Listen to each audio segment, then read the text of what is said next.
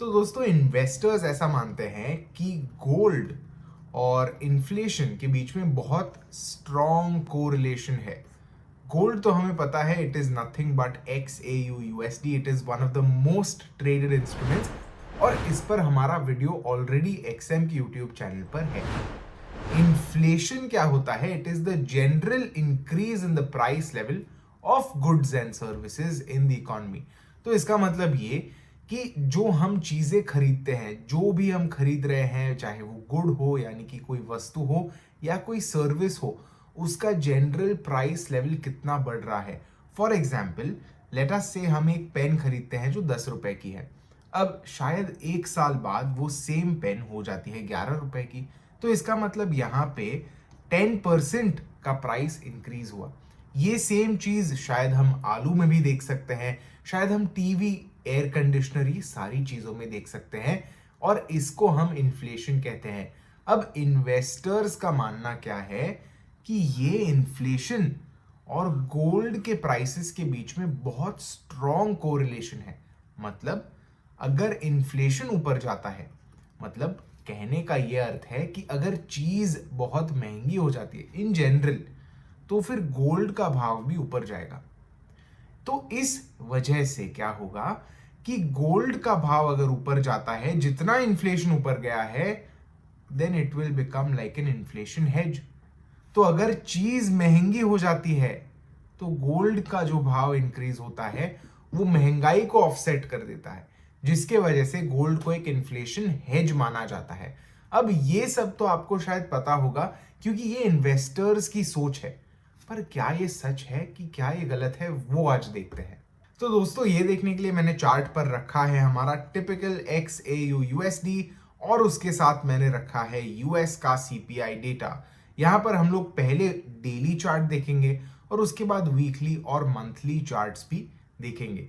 So daily chart पे हम लोग क्या देख सकते हैं कि जो गोल्ड प्राइस है, which is in the black line over here, has been quite volatile. हम लोग देख सकते हैं यहाँ पे ऊपर गया था, फिर डिप आया था, ऊपर गया था, फिर काफी सस्टेन्ड डिप आया था, फिर ऊपर गया, यहाँ पे थोड़ा सा उसने कंसोलिडेशन जैसा डाउनवर्ड्स रिट्रेसमेंट दिया और उसके बाद गोल्ड फिर से ऊपर गया। पर हम लोग यूएस CPI में क्या देख रहे हैं कि बहुत लिनियर अप ट्रेंड रहा है। In fact line for the most part सीधी ही रही है। तो इसका मतलब क्या होता है कि यूएस CPI उतना वॉलेटाइल नहीं रहा जितना गोल्ड रहा है। और ये सेंसिबल भी बनती है ना बात, महंगाई उतनी ज्यादा बढ़ती नहीं है और उतनी ज्यादा घटती नहीं है। अगर महंगाई समझो 5 से 10% के बीच का कोई भी रेंज में चल रही है तो लगभग वही रेंज में चलती जाएगी। हाँ, ऐसे पीरियड्स आते हैं जब महंगाई कम हो जाती है, हाँ ऐसे पीरियड्स आते हैं जब महंगाई थोड़ी सी बढ़ जाती है, बट रफली स्पीकिंग ऑन एन एवरेज वो एक स्मूथ लाइन के जैसे ही जाती है। तो इस वजह से हम लोग देख सकते हैं कि छोटा टाइम फ्रेम जैसे कि डेली चार्ट पर इतना स्ट्रॉन्ग कोरिलेशन नहीं है। और आप सोच सकते हो कि अगर डेली से भी छोटे चार्ट पर जाए, चाहे वो 1 आवर हो, 15 मिनट हो या 5 मिनट हो, तो ये कोरिलेशन और कमजोर होता जाएगा। बट अगर हम लोग चार्ट टाइम फ्रेम बढ़ा देते हैं, डेली से वीकली जाते हैं, तो इसका कोरिलेशन थोड़ा सा बढ़ जाता है। अब ये वीकली चार्ट पर हम लोग देख सकते हैं कि जब CPI डेटा इतना ज्यादा फास्ट ऊपर नहीं जा रहा था, तब गोल्ड प्राइसेस भी थोड़े बहुत साइडवेज थे। और उसके बाद जैसे यूएस CPI रैली करने लगा है, हम लोग देख सकते हैं 2020 के बाद, वैसे गोल्ड प्राइसेस भी ऊपर जा रहे हैं। अब ऑफ कोर्स इसके कई रीजंस है। हमें पता है कि महंगाई कई रीजन से बढ़ी है, हमें पता है गोल्ड भी कई रीजन से बढ़ा है, जैसे फियर आ गया था लोगों के मन में, gold as an asset class काफी अच्छा कर रहा था। So there are a lot of reasons for this increase, but the point still holds कि हम लोग देख सकते हैं कि there is some sort of relationship between gold and inflation. यही रिलेशनशिप और थोड़ी स्ट्रांग हो जाती है अगर हम लोग मंथली चार्ट करते हैं। यहां पर हम लोग देख सकते हैं कि gold started somewhere around here and is ending somewhere around here.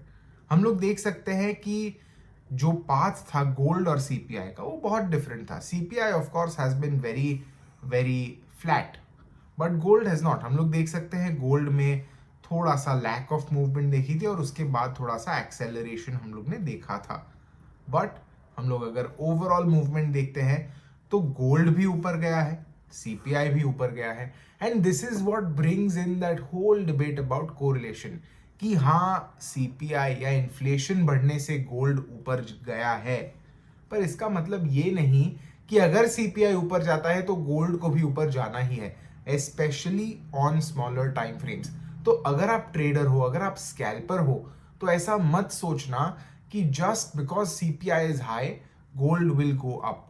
ऐसा नहीं होता, आपको प्राइस एक्शन एनालाइज करना है। और दोस्तों एक और चीज आपको याद रखना है कि this can also be a self fulfilling prophecy.